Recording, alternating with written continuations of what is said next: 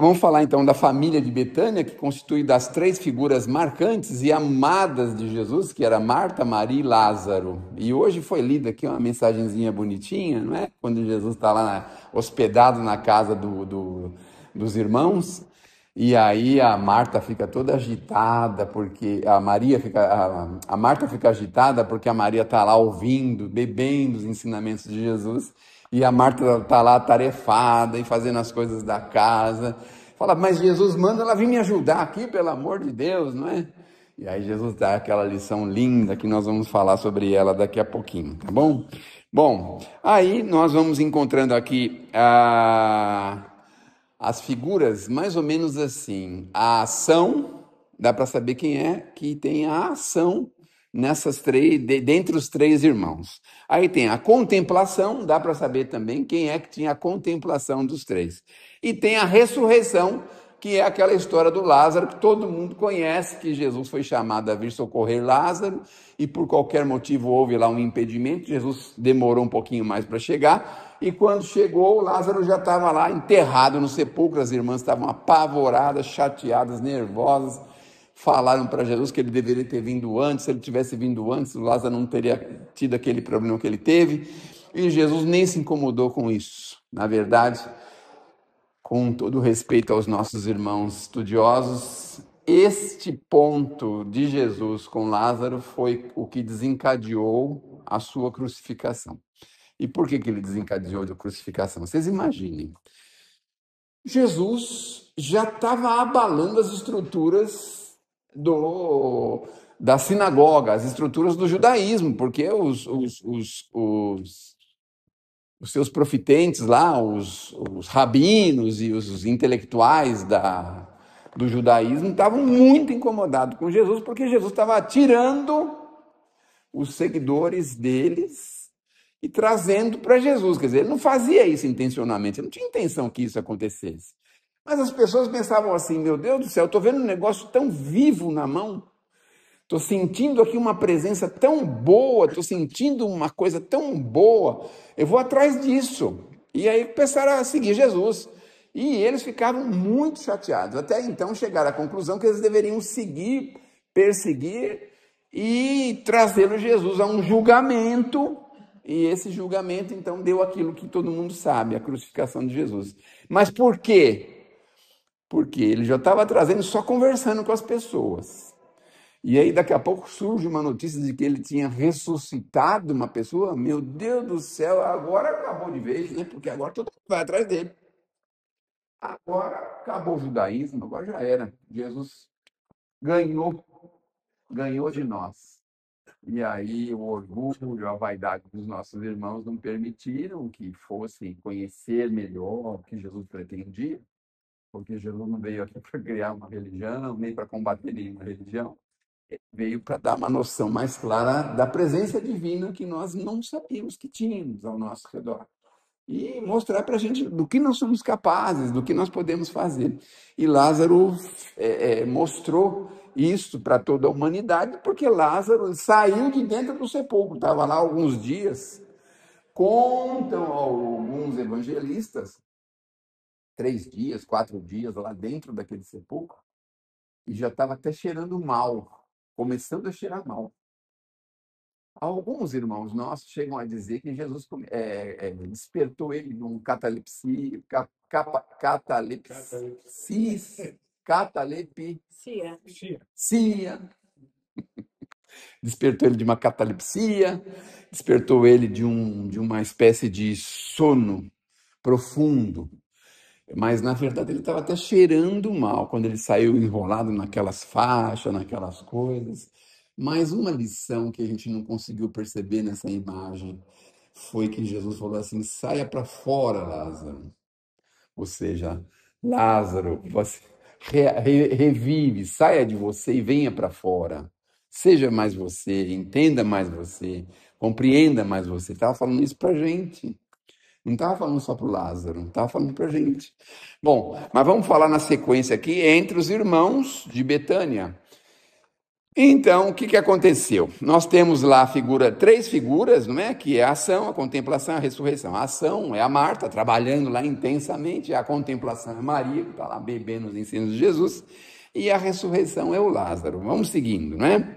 Bom, no Evangelho todo mundo sabe, lá em Lucas, que Jesus estava hospedado lá com a Marta e a Maria, a Marta estava muito ocupada lá com os afazeres, e dentro desses afazeres, Maria sentava-se ao pé do mestre e escutava o que ele tinha para dizer. Eu fico pensando, não é? A gente de vez em quando fica assim, tem uma sensação tão gostosa de conversar com algumas pessoas que estão tão longe de Jesus, não é? Obviamente. Agora, vocês imaginem estar perto de Jesus, escutando Jesus falar assim do nosso lado, assim, imagine uma coisa dessa. Não é? Você ia mexer com louça, com comida, descascar batata, você ia mexer com isso? Pedir um iFood lá na hora e pronto. Ah, vamos pedir uma pizza aqui, não vou fazer comida não, vou sentar aqui e ouvir, não é? Mas você sabe que a gente tá acostumado a fazer o que a Marta está fazendo e não se percebe? E eu vou dizer como que isso acontece. Eu já me percebi numa situação igual a essa.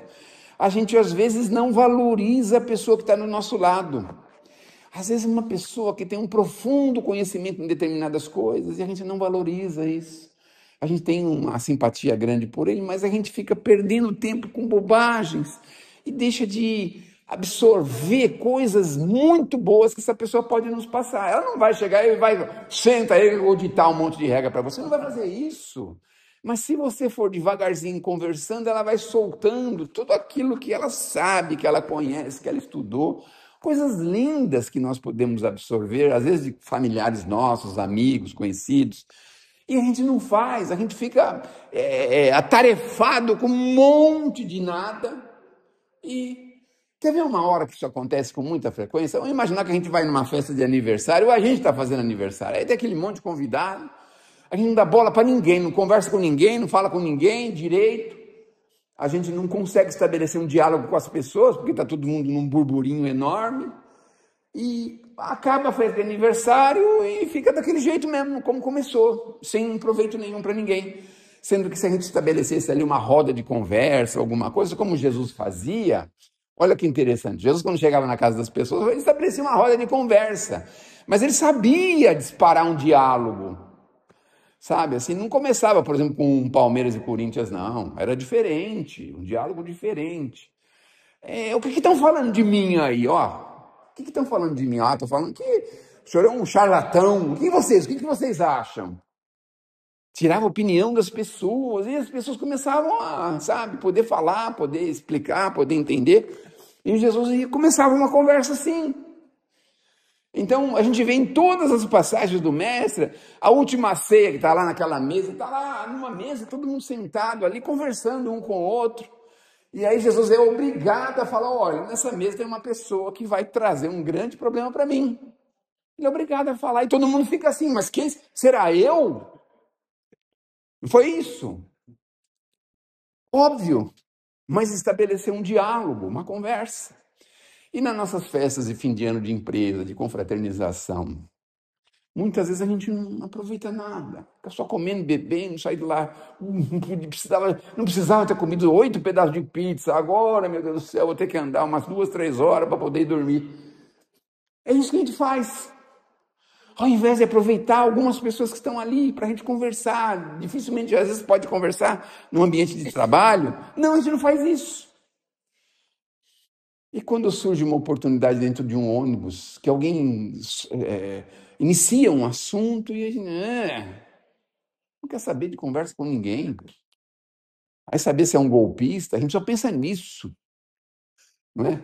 Tá certo, tudo bem, tem muito golpista, tem muita coisa, mas espera um pouquinho, será que você não aprendeu com o evangelho que você precisa ter a simpatia de uma pomba e a prudência de uma serpente? Ah, tudo bem, você quer a senha do meu banco? Sabe o que eu esqueci? Eu estou com um problema de memória. Fala uma rosa, fala uma flor aí, a rosa. Ah, então, pergunta para minha filha que chama Rosa, ela sabe melhor minhas coisas. A gente não tem prudência e não tem, sabe, assim, essa simpatia de falar com as pessoas. Alguém pede uma informação para a gente na rua, o que a gente faz? Não sei. Pede uma moeda, o que a gente fala? Não tem. É a primeira coisa que a gente fala. Não, mas não, tudo bem. A gente fala que não tem, mas a gente tem. De vez em quando eu falei que não tinha, né? Mas eu tenho um monte de moeda aqui, mas não quero te dar. Pronto, fala a verdade. Fala a verdade, não quero te dar. Ah, por quê? Ah, não sei, você vai beber pinga, vai fazer besteira. É melhor você não ficar com dinheiro, não. Fala a verdade. Ah, não, mas aí ele vai vir contra mim, vai querer me bater, me machucar. Seja sincero. Não posso te ajudar. Não vou te ajudar, acabou. Sabe? Não, não tenho. Vamos em frente, vamos. Ah, tem expositor que fica meio perturbado, viu? Falando umas coisas, viu? Fiquem tranquilos, eu vou melhorar, tá bom? Estou tomando remédio já. Já estou tomando remédio. Bom, nós vimos aí esse encontro, né? E a Maria fala, a Marta fala para Jesus pedir para Maria ajudar ela, e aí Maria fala assim, né? Jesus fala assim, Marta, você está tão ansiosa e fatigada com essas coisas, mas uma só coisa é necessária. A gente sabe qual é essa única coisa que é necessária? Será que a gente sabe? Uma só coisa é necessária.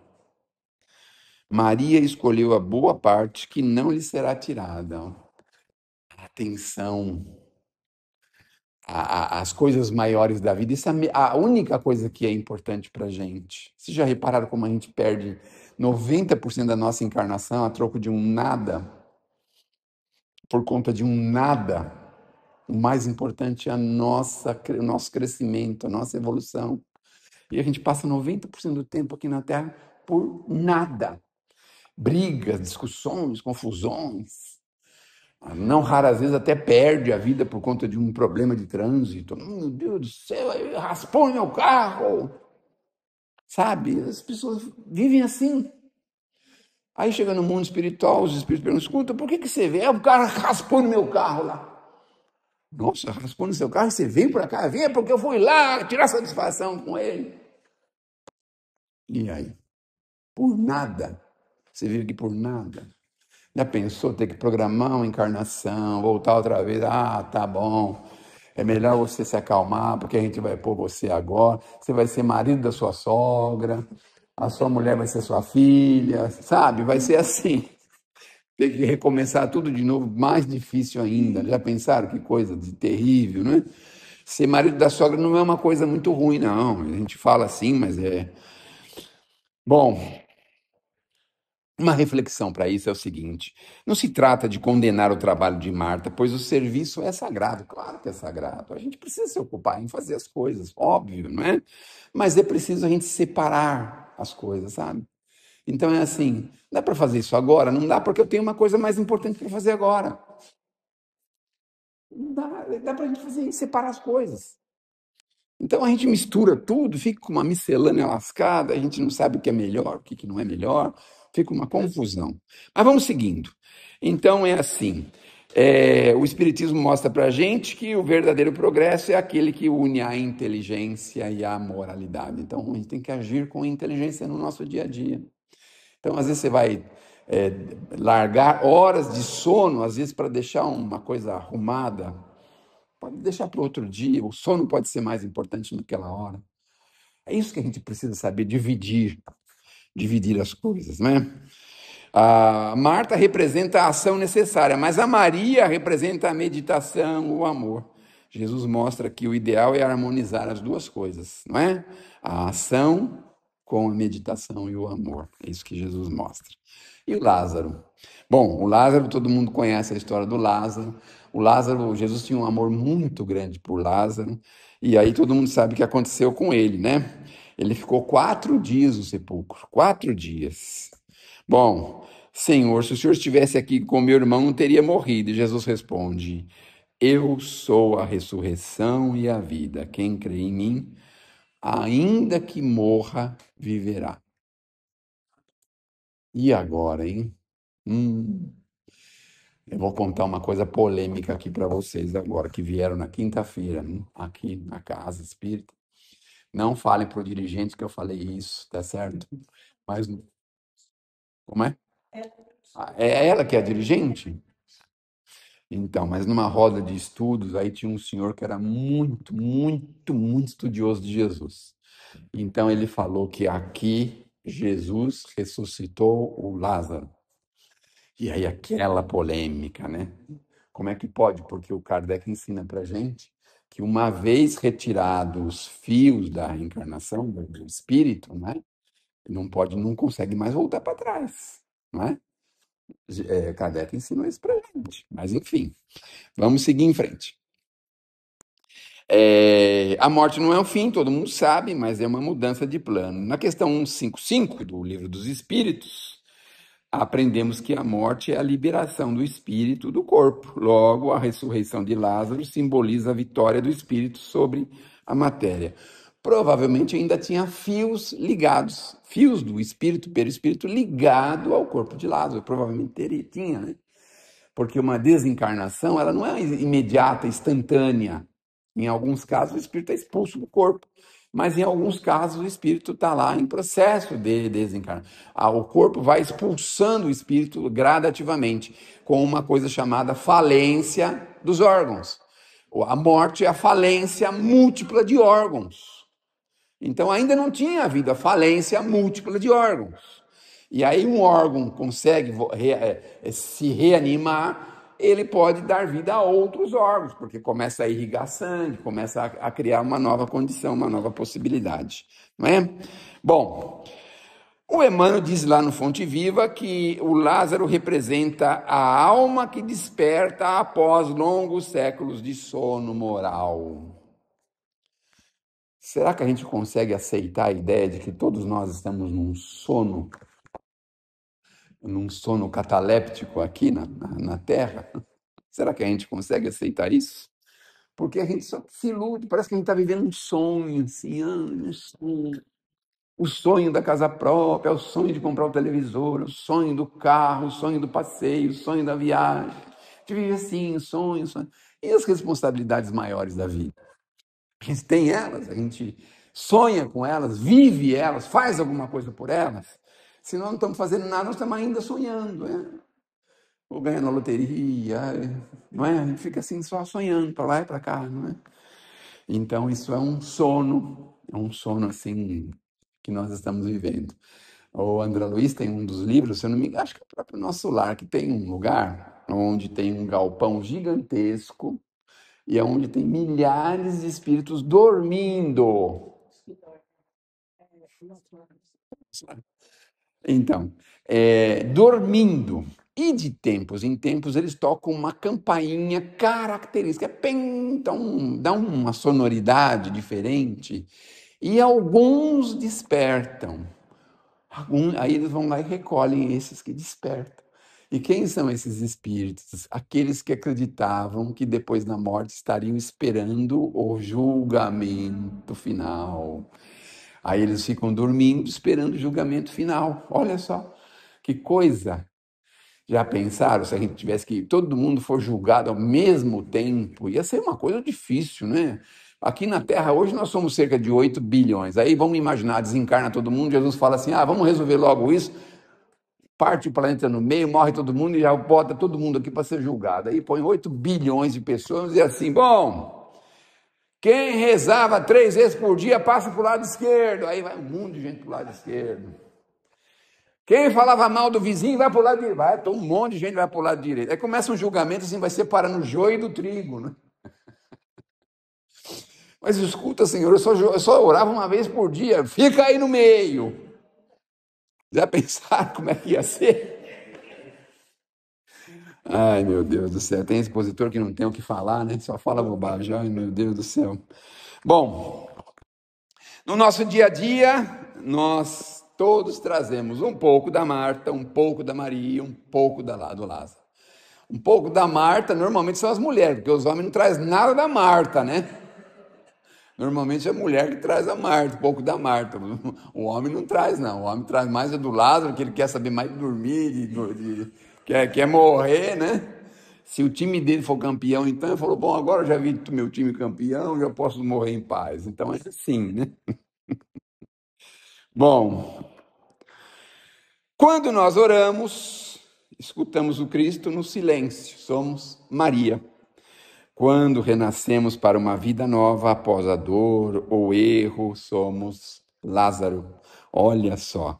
E quando nós servimos, ajudamos, confraternizamos, somos Marta. Olha, que interessante, não é? Bom, o Chico dizia assim: o trabalho é a bênção da vida, mas é preciso preservar um tempo para ouvir o Criador no templo do coração. Devemos sim trabalhar, mas reservar uma parte para entrar em comunhão com o Criador. Então pode ser pela manhã, à noite, a hora que for, não importa, mas nós precisamos estar em contato com o Criador, buscar novas inspirações, organizar os pensamentos. Precisamos fazer isso. Alguns religiosos orientais falam de meditação, não é? O Buda tem lá o estado de nirvana, que é aquele estado que a pessoa entra numa ligação completa com a criação, não é? Então, entre a Marta e a Maria, a alma encontra um equilíbrio servindo com amor e amando enquanto serve. Então é assim, servir como a Marta e amar como a Maria. Então, juntar as duas, servir com amor. Olha que coisa bonita, não é? Assim, o convite do Evangelho é para a gente trabalhar como Marta, amar e ouvir como Maria e renovar-se como Lázaro. Que possamos, portanto, abrir a porta da nossa casa interior para o Cristo, como fizeram aqueles irmãos de Betânia. Abrir a porta para o Cristo. Já pensaram? Quando o Chico estava encarnado, antes de 2002, eu queria tanto que ele viesse na minha casa. Eu ficava pensando, o Chico podia vir na minha casa, podia vir na minha casa. O dia que ele vier em São Paulo, eu vou chamar ele para vir na minha casa, né? Mas o Chico, depois de 94, a saudinha ficou bem abaladinha, ele quase não saiu de Uberaba, mas eu fui lá na casa dele algumas vezes, então eu acalentava essa ideia de o Chico vir na minha casa. Agora imagine se Jesus estivesse entre nós, não é? Poxa vida, imagine a alegria lá do Zaqueu, que o Cristo foi fazer a refeição na casa dele, imagina só. Chama pelo nome. Meu Deus, chama pelo nome. E é cada uma, né? São coisas assim que a gente muitas vezes não para pensar, não é? Jesus disse para a gente em João que eu sou a ressurreição e a vida.